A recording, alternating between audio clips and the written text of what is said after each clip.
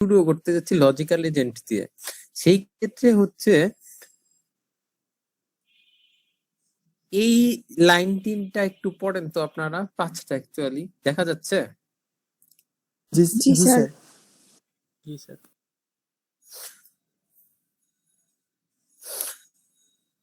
এটা হচ্ছে আপনাদেরকে আমি যে বইটা দিছিলাম সেই বইয়ের 234 নম্বর পেজে বইটা তো দেওয়া হয়েছিল না?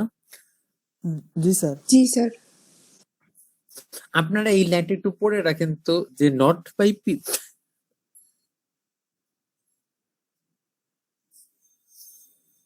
এই যে এখান থেকে দে মানে হচ্ছে agent, agents make strong claims about how the intelligence of humans is achieved not by purely reflex mechanisms but by process of reasoning that operate on internal representations of knowledge.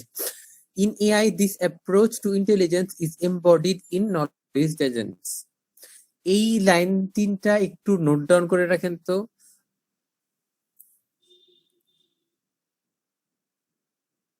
Note down করে রাখতে বলার কারণ হচ্ছে এখন আমি of করে জিজ্ঞাসা করবো এটা পুরো কি বুঝছেন।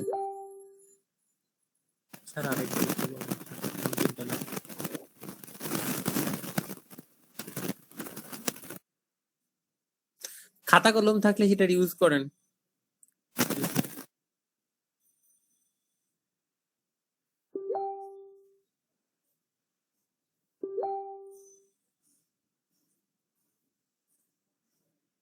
চৈতি, এটা নোট ডাউন করা হয়েছে? জি স্যার। জি স্যার।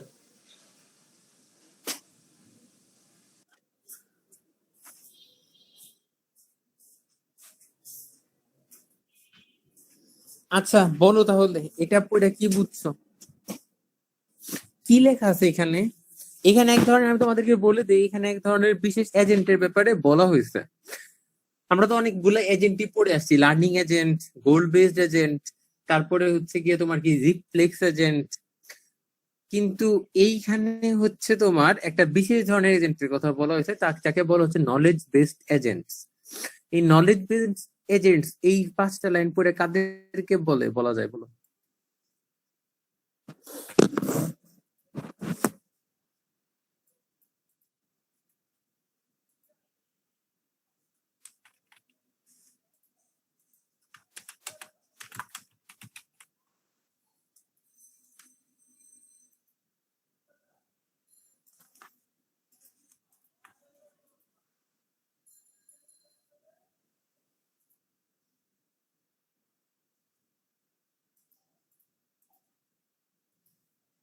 প্রমিস? মানে স্যার যতটুকু বুঝলাম যেটা হচ্ছে স্যার আসলে এমন ধরনের এজেন্ট যেটা হচ্ছে মানে ইন্টারনাল স্টেটের মানে নলেজ গুলা কি করতে পারে স্যার, মেনটেন করতে পারে এরকম টাইপের কিছু। তুমি অনেক দিকে চলে গেছো, অনেকটা ঠিক কথাটা তোমার। তুমি যেটা বললা ইন্টারনাল স্টেটের রিপ্রেজেন্টেশন গুলাকে, এখানে আসলে না বুঝছো, তোমার স্টেট নিয়ে চিন্তাই করা হচ্ছে না। এখানে আসলে বলা হচ্ছে কি তোমার নলেজটাকে তোমার স্টোর করবে। তোমার নলেজ মানে হচ্ছে আমাদের, নলেজ কাকে বলা হয়, নলেজ মানে হচ্ছে তোমার জ্ঞান। জ্ঞান কাকে বলবো তুমি? ওই যে আমরা যেটাকে বলতাম রুল, তোমার আর কি রুল বেসড এজেন্টস, মানে হচ্ছে রুল দেয়া থাকবে, রুল অনুযায়ী কাজ করবে, এরকম রুল বেসড এজেন্ট। বা হচ্ছে তোমার কি বলা যায় এটাকে, তোমার হচ্ছে গোল বেসড এজেন্ট। এরা কি করতো, এদের মাঝখানে একটা মডিউল থাকতো না, যে মডিউল ওদেরকে বলে দিত কখন কি করতে হবে, তারপরে ওরা সেই কাজটা করার পর ওদের পারফরমেন্স মেজার করতো নাকি? জি স্যার। জি স্যার। এখন এই ক্ষেত্রে এই যে একটা টেবিল যে ওদেরকে বলে দিচ্ছে, টেবিলটা তো সামহাট একটা তোমার জ্ঞানকে রিপ্রেজেন্ট করতেছে নাকি? মানে হচ্ছে আমার কখন কি করা লাগবে এটাই তো আমি জ্ঞান বলতেছি বা নলেজ বলতেছি, টেবিলটা সেই নলেজটাকে রিপ্রেজেন্ট করতেছে, রাইট? জি স্যার। জি স্যার। এখন কথা হচ্ছে আমরা যদি টেবিলের মতো না রিপ্রেজেন্ট করে মানুষের ভিতরে যেভাবে নলেজ রিপ্রেজেন্ট, মানে মানুষের ভিতরে যেভাবে নলেজ স্টোর করা হয় সেইভাবে যদি নলেজকে স্টোর করি কোনো এজেন্টের মধ্যে, তখন তাকে বলা হবে নলেজ বেসড এজেন্টস। মানুষের ভিতরে যেভাবে নলেজ স্টোর করা হয়, মানুষ যেরকম নলেজ কাজে লাগায় লাগায় হচ্ছে বিভিন্ন জিনিসের উপরে ডিসিশন নেয় বা বিভিন্ন কাজ করে, সেইভাবে যদি আমরা কোনো এজেন্টের ভিতরে নলেজ প্রসেসটা সেট করি, তাকে বলা হবে নলেজ বেসড এজেন্টস। এখন নলেজ বেসড এজেন্টস এর সাথে রোল বেসড মানে রুল বেসড এজেন্টস এর পার্থক্য কি? এই যে এখানে একটা তোমার কিছু জিনিস বোল্ড অক্ষরে লেখা আছে, এই বোল্ড অক্ষরের লেখাগুলোর মধ্যে একটা হচ্ছে তোমার মেইন পার্থক্য। যাই হোক, আমরা আগে বোল্ড হরফে লেখা জিনিসগুলোকে একটু জানি। এগুলো হচ্ছে সেই কি টার্ম যেগুলো আমাদের হচ্ছে নলেজ বেসড এজেন্ট পড়তে কাজে লাগবে। নলেজ বেসড এজেন্টের মধ্যে প্রথমেই হচ্ছে যে নলেজ বেস জিনিসটা হচ্ছে a set of sentences. Rule based এজেন্টের মতোই রুল বেসড এজেন্ট কি ছিল? একটা টেবিল অফ রুলস ছিল, সেই রুল দেখে দেখে আমরা কাজ করতাম। নলেজ বেস জিনিসটা হচ্ছে সেট অফ সেন্টেন্সেস, মানে হচ্ছে একটা তোমার ইয়ে থাকবে, সেট থাকবে যেখানে অনেকগুলো সেন্টেন্স থাকবে। এই সেন্টেন্স গুলা হচ্ছে এইরকম ধরনের যে বিভিন্ন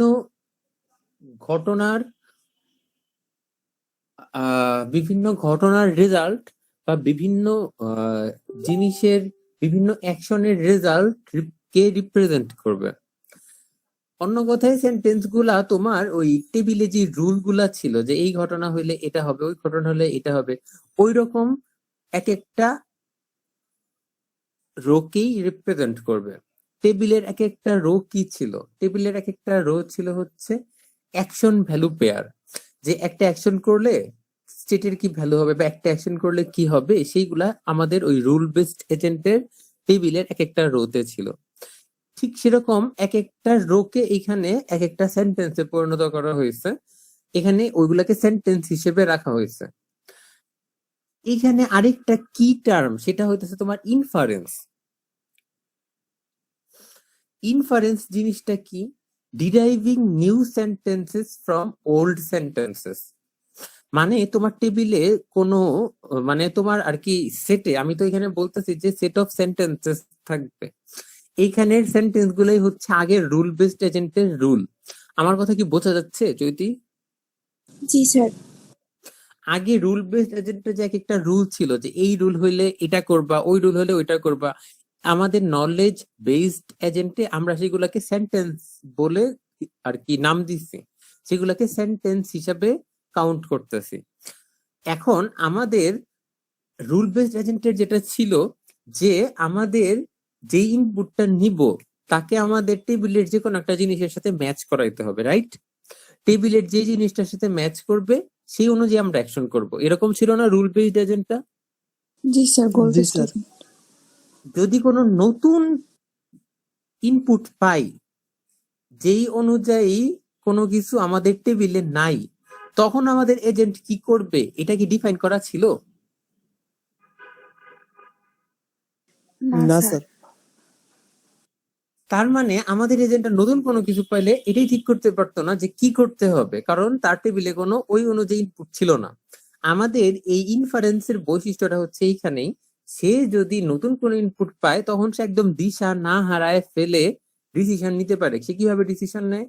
তার যে ওল্ড মানে তার কাছে এক্সিস্টিং যে সেন্টেন্স গুলো আছে সেইগুলার থেকে সে ডিরাইভ করার চেষ্টা করে। এই এক্সিস্টিং সেন্টেন্স গুলা কি আগের রুল বেসড এজেন্টের এক একটা রুল, তাই তো?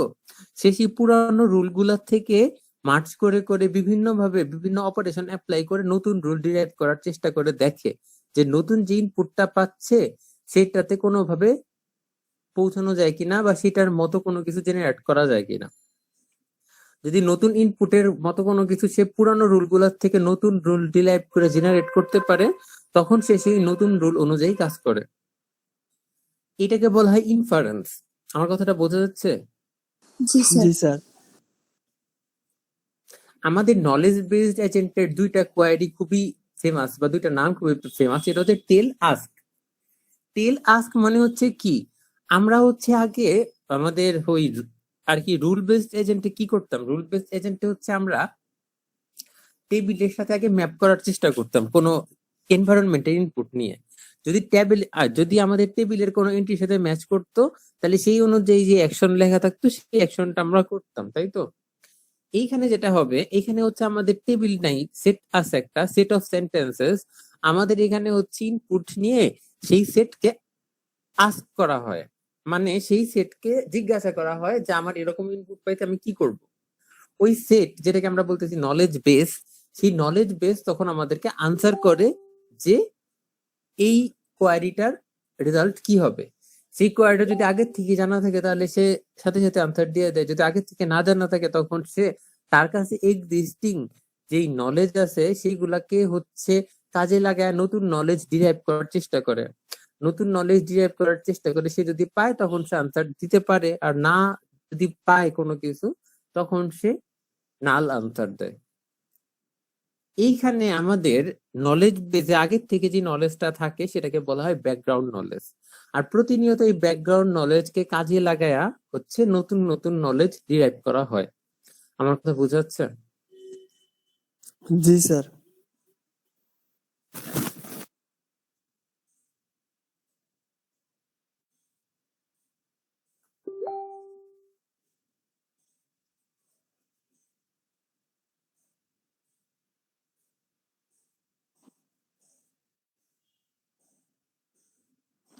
আচ্ছা, এইখানে আমাদের নিচে একটা অ্যালগোরিদম আছে। আমাদের যেরকম মনে হয়েছে আমাদের প্রত্যেকটা এজেন্টের জন্য একটা করে অ্যালগোরিদম ছিল, জি স্যার। জি স্যার। ঠিক সেরকম আমাদের নলেজ বেসড এজেন্টের জন্য একটা অ্যালগোরিদম দেওয়া আছে। অ্যালগোরিদমটা টার্ম গুলো বোঝার আগে আমাদেরকে হচ্ছে এখানে একটু, আমি তো বলছি টেল কি, আস্ক কি, এগুলো তো বলছি, নলেজ বেস কি, বাট এখানে তিনটা নতুন জিনিস আছে: make percept sentence, make action query, make action sentence. এই তিনটা ফাংশন আছে, যে তিনটা ফাংশনের কাজ হচ্ছে এই যে এই জায়গায় দেওয়া আছে। মার্ক করা অংশটা দেখা যাচ্ছে? জি স্যার। জি স্যার। আপনারা একটু পড়ার চেষ্টা করেন তো। প্রথমত এই যে মেক পারসেপ্ট সেন্টেন্স, এই ফাংশনটার কাজ কি আমি এটা একটু সবার জন্য পড়ে দেই। Make percept sentence constructs a sentence asserting that the agent perceives the given percept at the given time. এটার মানে কি? এটার মানে হচ্ছে যে আমাদের এজেন্ট কি করতো? আমাদের এজেন্ট হচ্ছে চারপাশের পরিবেশ থেকে সেন্সর দিয়ে যে ইনপুট নিত সেটাকে আমরা বলতাম পারসেপশন। তো কাহিনী হচ্ছে আমাদের এই এজেন্টটা যে একটা নির্দিষ্ট তাকে দেওয়া সময়ের মধ্যে ইনপুট নিয়ে যে সে একটা পারসেপ্ট গ্রহণ করছে, সেইটা বোঝানোর জন্য মেক পারসেপ্ট সেন্টেন্স কথাটা বা মেক পারসেপ্ট সেন্টেন্স ফাংশনটা ইউজ করা হয়। মেক পারসেপ্ট সেন্টেন্স হচ্ছে নলেজ বেসকে এইটা বোঝানোর জন্য ইউজ করা হয় যে আমি একটা ইনপুট পাইছি, এখন এই ইনপুটটা হচ্ছে আমি নলেজ বেস যে রিপ্রেজেন্টেশন আছে সেই রিপ্রেজেন্টেশন অনুযায়ী তৈরি করতে যাচ্ছি।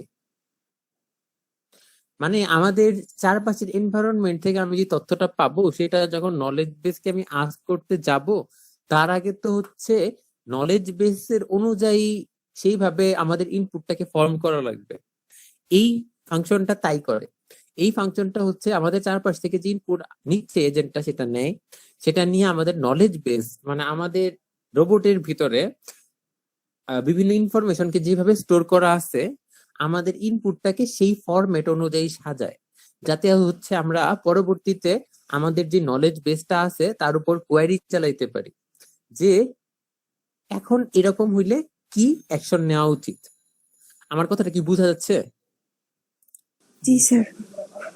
পরবর্তী কাজ হচ্ছে এটাই, আস্ক। আস্ক মানে হচ্ছে তোমার যে নলেজ বেসকে আস্ক করা হচ্ছে পরবর্তীতে যে আমরা যেই কোয়ারিটা ফর্ম করছি সেই কোয়ারির অ্যাকশন কি নেওয়া উচিত। নলেজ বেস তার নলেজ অনুযায়ী তাকে সেটা বলতেছে, সেটা স্টোর হচ্ছে অ্যাকশনে। Last but not the least হচ্ছে নলেজ বেসড অ্যাকশন কে বলে দেওয়া হচ্ছে যে এই ইনপুটের জন্য এই অ্যাকশন নেওয়া হচ্ছে, আর তারপরে তো সেই অ্যাকশনটাকে আমরা রিটার্ন করেই দিচ্ছি। মানে এই প্রথম এই তিনটা লাইনে আমার মার্ক করা এই যে আমার মার্ক করা তিনটা লাইনে যেটা হচ্ছে, প্রথমে হচ্ছে আমরা বাইরে থেকে একটা ইনপুট নিয়ে সেটাকে নলেজ বেজ অনুযায়ী ফরম্যাট করতেছি, তারপর নলেজ বেজের উপর সেটার কোয়ারি চালায় আমরা বের করতেছি সেটার অ্যাকশন কি হওয়া উচিত, আর তারপরে আমরা সেই অ্যাকশনটা আবার নলেজ বেজে স্টোর করে রাখতেছি, যাতে ফিউচারে আবার এরকম ঘটনা বা কিছু পাই তাহলে হচ্ছে কি অ্যাকশন পাবো বা কি অ্যাকশন নেওয়া উচিত সেটার জন্য লাস্টে আমরা সেই অ্যাকশনটাকে রিটার্ন করে দিচ্ছি। আমার কথা কি বোঝা গেছে? জি স্যার। এটা হচ্ছে খুবই ফেমাস একটা এক্সাম্পল, আপনাদের পরীক্ষায় আমি এটা অবশ্যই দিব, আমার ইচ্ছা আছে। উম্পুস ওয়ার্ল্ড খুব মজার একটা এক্সাম্পল, যেখানে হচ্ছে তোমার কিছু ছোট ছোট প্রাণী যাদের নাম হচ্ছে উম্পুস, তাদের হচ্ছে একটা ওয়ার্ল্ডের প্রবলেম এখানে দেওয়া হয়েছে। এখানে হচ্ছে যে প্লেয়ার তাকে হচ্ছে এই উম্পুস ওয়ার্ল্ড পার হয়ে তার গোলে তাকে পৌঁছাতে হবে। এই গেমটার বিভিন্ন রকম ভার্সন আছে। এই আমি এখানে গেম বলতেছি, আসলে হচ্ছে আপনারা হচ্ছে ওই চ্যাপ্টার 2 তে পড়ে আসছেন না আর্টিফিশিয়াল ইন্টেলিজেন্সের বিভিন্ন প্রবলেম, ওই যে আমরা প্রবলেম ফর্মুলেশন পড়ছিলাম না, 8 কুইন্স প্রবলেম, তারপর আরো যে কিছু কিছু প্রবলেম ফর্মুলেশন মনে আছে? জি স্যার। জি স্যার। এটা হচ্ছে সেই ধরনের একটা প্রবলেম, যেই প্রবলেমে একটা প্লেয়ার থাকে, একটা স্কোয়ার সাইজের একটা বোর্ড থাকে, যেই বোর্ডের সবকিছুই হচ্ছে প্রথমে উপর দিয়ে ঢাকা থাকে, সেই উপর দিয়ে ঢাকা থাকা জিনিসগুলার কিছু কিছু নিচে হচ্ছে গর্ত থাকে। তার মানে হচ্ছে প্লেয়ার যদি মুভ করতে করতে এই গর্তের স্কোয়ার গুলাতে চলে যায় কোনো কারণে, তাহলে সে পড়ে যাবে। গর্তের স্কোয়ার কোথায় আছে সেটা বোঝার একটা উপায় হচ্ছে গর্তওয়ালা স্কোয়ারটা যেখানে থাকবে তার পার্শ্ববর্তী স্কোয়ার গুলোতে ঠান্ডা হাওয়া বইতে থাকবে, মানে ব্রিজ। ঠিক আছে? তো আমাদের প্লেয়ারটাকে কি করতে হবে, কখনোই হচ্ছে এই গর্তের স্কোয়ারে যাওয়া যাবে না। বোঝা গেছে? জি জি স্যার। স্যার। আবার এট দ্য সেম টাইম এই গেমের আরো কিছু ভ্যারিয়েশন আছে। ভ্যারিয়েশন গুলোর মধ্যে একটা হচ্ছে যে এই উম্পুস নামের যেই ক্ষতিকর প্রাণীগুলা এগুলাকে আমাদেরকে মেরে ফেলতে হবে।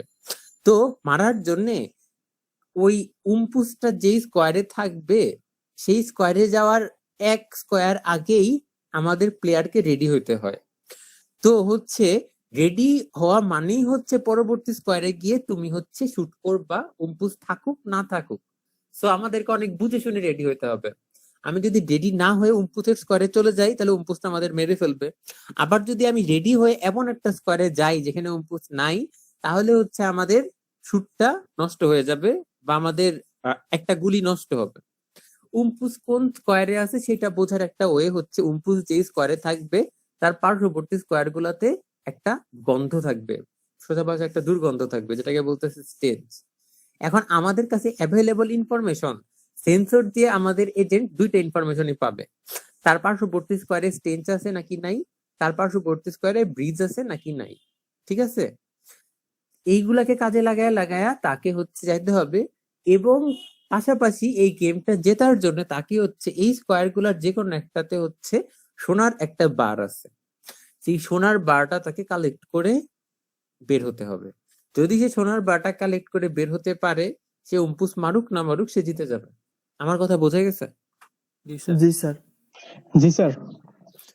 এখন কথা হচ্ছে এই গেমটার জন্য আমরা কিভাবে প্রবলেম ফর্মুলেট করব, আর কি অ্যালগোরিদম ইউজ করব, বা কি অ্যালগোরিদম ইউজ করলে আমাদের হচ্ছে এটা একটা নলেজ বেসড এজেন্ট দিয়া সলভ করা যাবে। আমি এটা যেহেতু টোটালি একটা পুরা প্রবলেম, এই প্রবলেমটাতে আমি আজকে যাব না, আমি এটা হচ্ছে আপনাদেরকে নেক্সট ক্লাসে শেষ করব। তার আগে আপনারা আমাকে বললেন যে কালকে তো আনফরচুনেটলি আপনাদের ক্লাসটা নিতে পারি নাই, আপনাদেরকে এখন কবে ক্লাস নিলে ভালো হয় মেকআপ?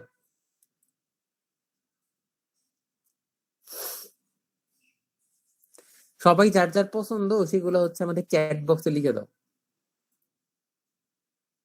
কবে মেকআপ ক্লাস নিলে ভালো হয়।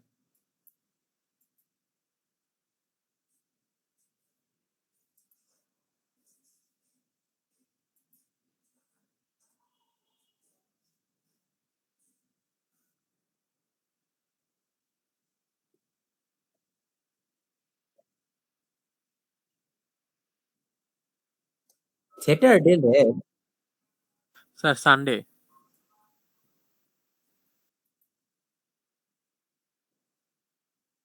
তুমি চাইলে স্যাটারডে নিতে পারি, স্যাটারডে দিবা?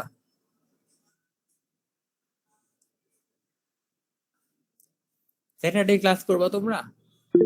স্যার না, স্যাটারডে আমাদের স্যার স্যাটারডে তো স্যার 12টা থেকে আমাদের 6টা পর্যন্ত ক্লাস থাকে। জি স্যার, স্যাটারডে ক্লাস? মানে আমরা স্যার স্যার একটু আমরা আলাদা একটা বাইরে কোর্স একটা করি তো ওয়েব ডিজাইনের ক্লাস আছে আমাদের হেড স্যার। কি করতেছো তোমরা বাইরে? স্যার স্যার আমরা আমরা ওয়েব 3 জন design and sir web development শিখতেছি। ডিজাইনে শিখতেছি। এই কারণে বাহ, আসলে স্যার ভালো তো। শনিবারটা স্যার একটু কষ্ট হয়ে যায়। আচ্ছা স্যার। বুঝছি, হ্যাঁ তাহলে তো কষ্ট।